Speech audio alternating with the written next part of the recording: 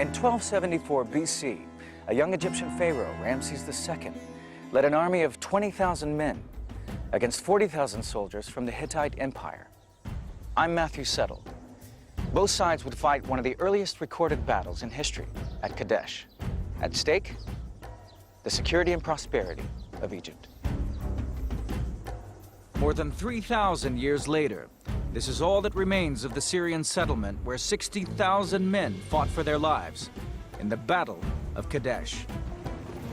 Now, with new video game technology, you are about to see this great battle as never before. The vast numbers of soldiers, the troop formations, how they fought, and how the battle was won. Get the view the generals wish they had. Now, on decisive battles.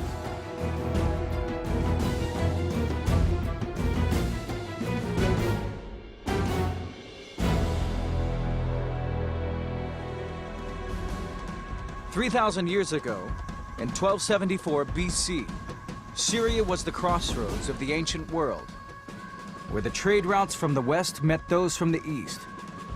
Timber, gold, and spices from the east were traded for copper and tin from the west. Syria has been a battleground throughout most of its history. It's where three continents meet. It can't defend itself. It can't produce a big state of its own. But it's therefore always a target for the superpowers. To the south of them was the Egyptian superpower. To the north, the new superpower on the scene, the Hittites.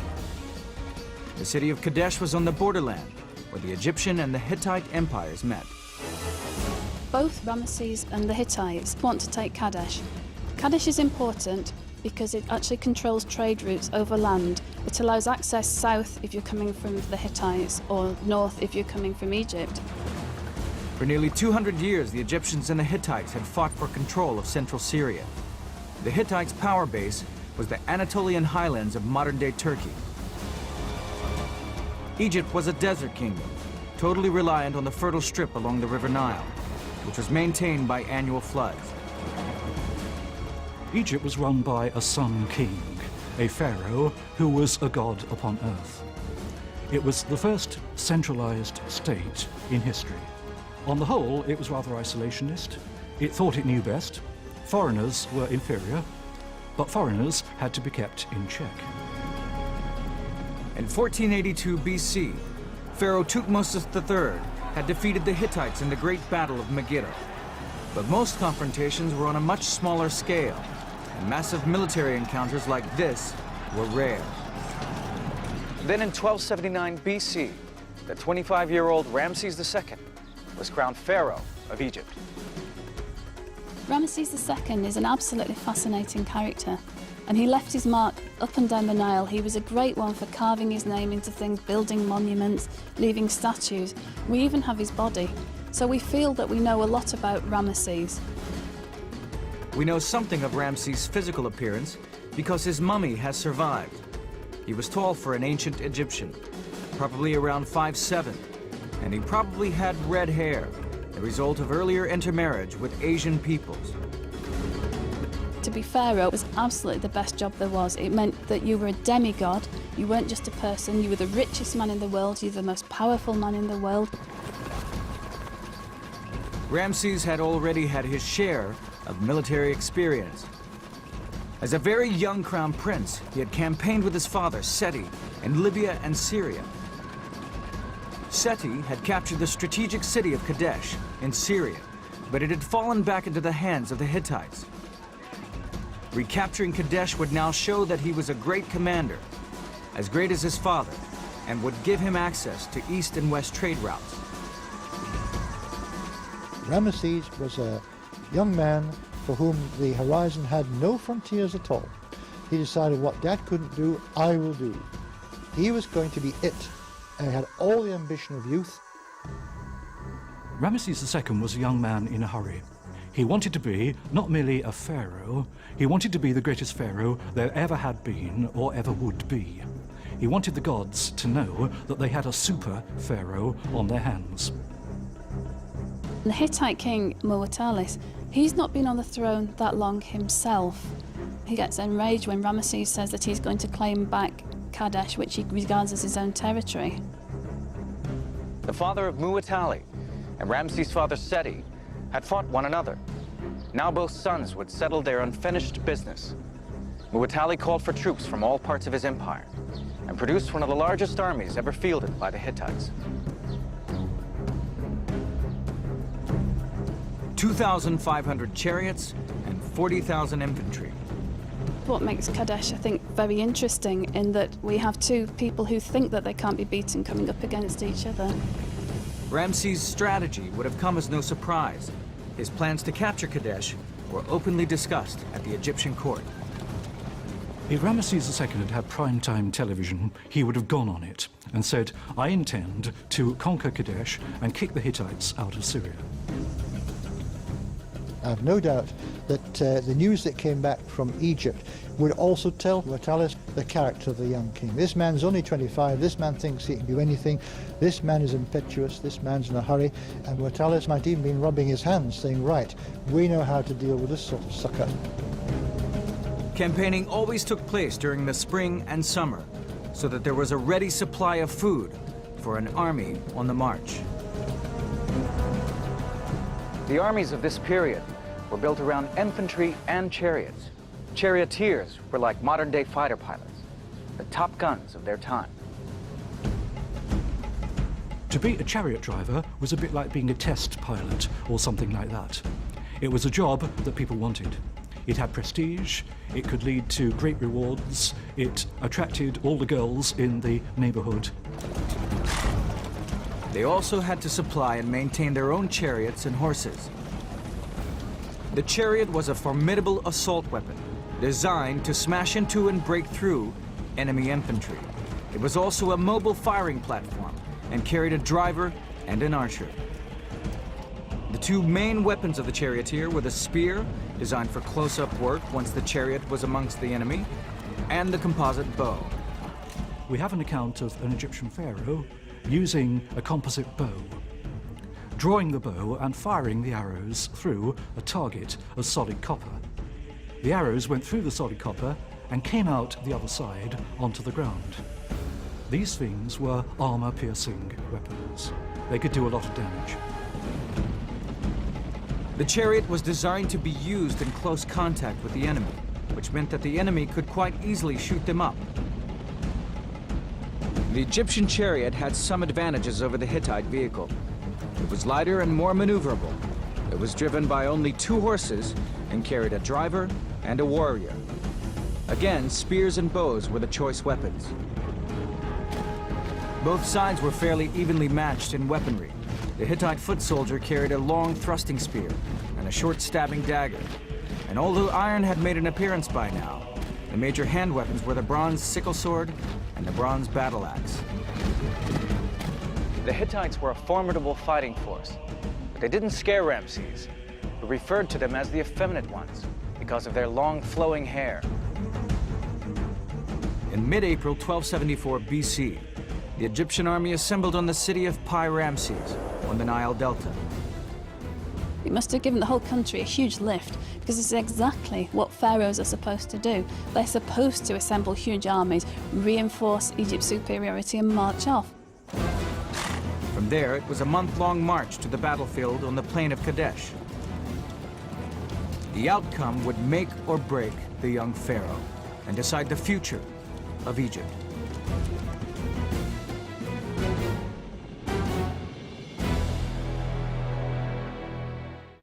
(1274 BC). Ramses II, Egypt's warrior pharaoh, is marching against the Hittite Empire. At stake, the riches of Syria and the security of Egypt. The Egyptian army was divided into 4 corps. Each had 4,000 infantry. Another 1,000 men crewed the 500 chariots attached to each corps. By the time of Ramesses, the Egyptian army was formed into 4 big divisions. They were named after some of the main gods of the kingdom.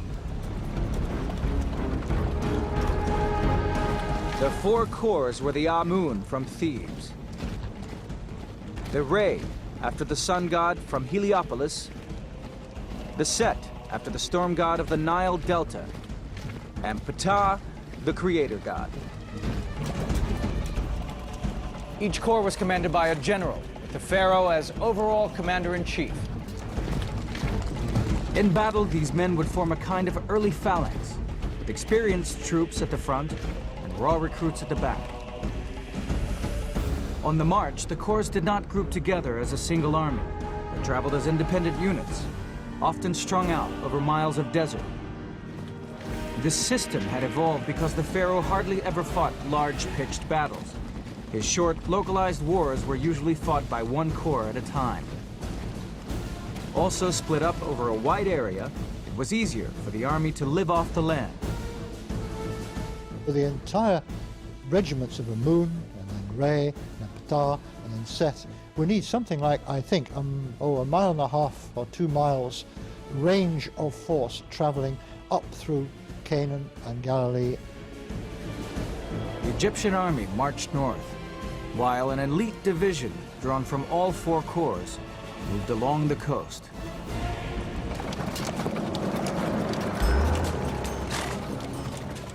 By late May, Ramses was just a day's march away from Kadesh. He was leading the Amun Corps, which had raced miles ahead of the rest of the army. Shortly after daybreak, he struck camp and set out to reach the city by nightfall. Though both kings knew where the battle would be fought, neither knew exactly when it would begin, and neither knew exactly where the opposing army was. That night, Ramses' soldiers found 2 Bedouin. Under heavy interrogation, they maintained they had not seen the Hittite army. When Ramesses heard that the Hittites were nowhere to be seen, he thought that his wildest dreams had all come true at once. There was Kadesh, he could simply walk into it, take it, and everything would fall into place. Ramses breathed a sigh of relief. He now had time to rest and feed his men and wait for the other corps to catch up. He set up his tent and sat inside on a throne of gold. But Ramses was in for a shock. The next morning, 2 Hittite scouts were captured. They refused to talk, but after a brutal beating, they were dragged before Ramses and blurted out the truth. The Hittite army was not days away. They were more numerous than the sands of the riverbanks, and they were lying in wait behind a nearby hill. Ramses was horrified. The Hittites were within striking distance, and he had only 1 corps of troops. 5,000 Egyptians against Muwatalli and his 40,000 Hittites. Why we know what happened next is what makes Kadesh so significant. Kadesh is the oldest recorded battle that we can accurately reconstruct.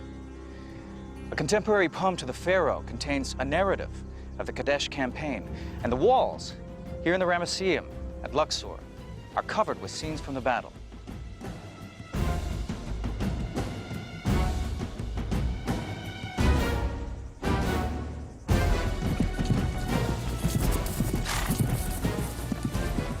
Ramses sent messengers to the other 3 corps, ordering them to make speed to the pharaoh at Kadesh. But it was the following morning before the Re Corps was alerted. They immediately began a forced march to Pharaoh's camp, with chariots out front of the infantry. But as they came closer, hundreds of Hittite chariots raced out of hiding and smashed into the Egyptian infantry column. It must have been a vision of chaos.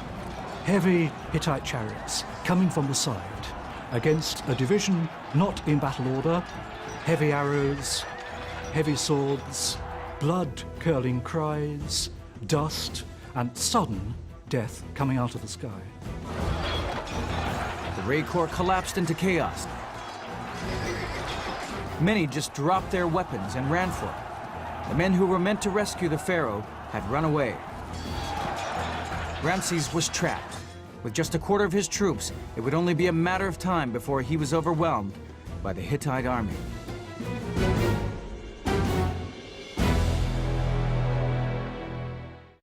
(1274 BC). The Egyptian pharaoh Ramses II is battling the Hittite Empire for control of Syria. The Re Corps infantry had been cut to pieces. There was little the charioteers at the front could do. Then they saw another mass of Hittite chariots headed straight for Ramses' camp. They galloped to warn the pharaoh and made it to the camp just in time. Ramesses was still in his tent, still shouting at his generals, still trying to apportion blame and sort out the mess, when suddenly there was an influx of Egyptian chariots followed by 2,500 Hittite chariots, and it was just complete panic. The Hittite chariot crashed through the defenses, and a bloody fight began with the defending infantry. But as they rolled into the camp, they were slowed down by the numbers of tents and equipment. Chariots collided with one another in a confined space. There is blood, there is dust, there is looting, because Egyptian gold and silver artifacts were very valuable throughout the Near East. The chariots were now caught in a huge traffic jam. Even worse, the Hittite chariots had been so eager to charge into the Egyptian camp that they had left their infantry far behind. The Hittite infantry outnumbered the Egyptian soldiers by 2 to 1, but they were nowhere near the battle. Egyptian archers began firing into the massive chariots. Egyptian foot soldiers hauled the Hittites from the chariots by their long hair and slashed them across the throat. The slaughter was constant and brutal. Now Ramesses took control. Seizing his chance, he led the remainder of his chariots out of his camp at a fast gallop and swept round in an arc in a counterattack on the Hittites. There were only two things to do. One was to hope that reinforcements would somehow appear. The other was to charge straight at the Hittite lines and show how brave you are. Ramesses was naive, he was misguided in many ways, but he was brave. He prays to the warrior god, who he calls his father, and pleads that he will not desert him in his critical hour. Then he charges. Luck was on Ramesses' side. With incredible timing, the chariots of the elite division from the coast arrived to join the battle. They had sped on ahead, leaving the infantry behind. Ramesses was moved from a position of being very much the underdog to having elite troops burst on the scene, frighten the wits out of the Hittites who didn't know they were there. Suddenly the whole battle turned around. Of course, the Hittites had no idea how many more troops there might be out there. The Hittite chariot teams were exhausted and were being cut to pieces by powerful arrows from thousands of composite bows. The lighter Egyptian chariots were faster and more stable than their enemies. Keeping out of range of the Hittites' javelins, they fired volley after volley of arrows into the densely packed chariots. What the Egyptians can do is fire arrows at them, and they cannot maneuver and fight back. It is what is called a turkey shoot. Every time the Hittites tried to get a grip on the Egyptians, they were driven back by the hail of arrows. There was nothing left but to make a break for it. The retreat turned into a headlong rush for safety. Broken chariots and screaming and dying horses littered the ground. The Egyptian foot soldiers, following in the wake of the chariots, finished off anyone they found alive. When an Egyptian soldier killed a Hittite, he would cut off the dead man's right hand. This was then taken to the pharaoh as proof of victory. After the battle, the pile of hands was counted to calculate the number of enemy dead. The Egyptian system of military organization had almost lost the battle. Thousands of soldiers had been strung out over miles of desert. The pharaoh had never been able to gather all his troops together and throw his full military might against the Hittites. But things had been worse for Muwatalli. He had brought 40,000 Hittite infantry to Kadesh. None of them fought in the battle. Both he and Ramesses had fought a completely different battle than the one they had planned for. Ramesses could not hope to hold territory in Syria with his small army. He fell back to Egypt and eventually signed a peace treaty with the Hittites. Later, he took 2 Hittite princesses as wives. This resulted in peace and prosperity throughout the area for the next 90 years. I think from the Kadesh battle inscriptions, we get a genuine sense that he stepped out of the mythology. He stopped being the demigod, and he actually became a man who was on a battlefield and who was frightened and yet managed to fight his way out of danger. If the Hittites had won, the entire area of what we call Palestine would have fallen under their rule. Large parts of the Bible are to do with Egypt. We might not have had any of that. We wouldn't even have the Bible in the form in which it's written for us. It might have been written in Hittite.